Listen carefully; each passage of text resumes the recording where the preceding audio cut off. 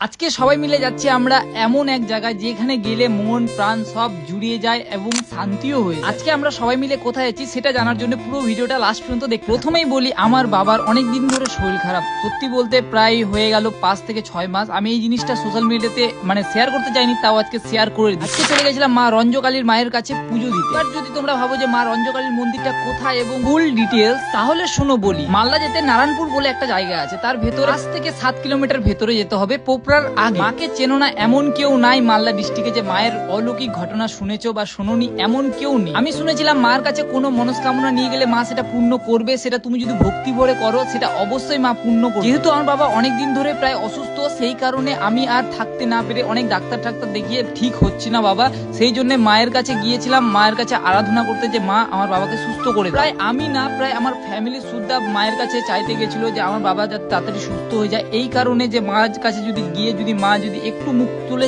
চেয়ে দেখে আমাদেরকে। আমরা যেদিনকে পুজো দিতে গেছিলাম সেদিনকার তারিখটা ছিল 17 তারিখ, আর এবং কি সেদিনকা আমাদের মালদা ডিস্ট্রিক্টে মোদিও এসেছিল। সত্যি বলতে মা ওখানে কেঁদে কেঁদে বলছিল যে আমার মানুষটাকে তুমি সুস্থ করে দাও মা, আমি তোমার কাছে আর কিছু চাই না। আমি জানি না মা রঞ্জকালী মা কি করবে, এবং মায়ের উপরে সব ভার সঁপে দিয়ে আসে যাতে বাবা তাড়াতাড়ি সুস্থ হয়ে যায়। তোমরা সবাই একবার বলো জয় মা রঞ্জকালী। তোমরাও একটু প্রার্থনা করো যাতে আমার বাবা তাড়াতাড়ি সুস্থ হয়ে যায়।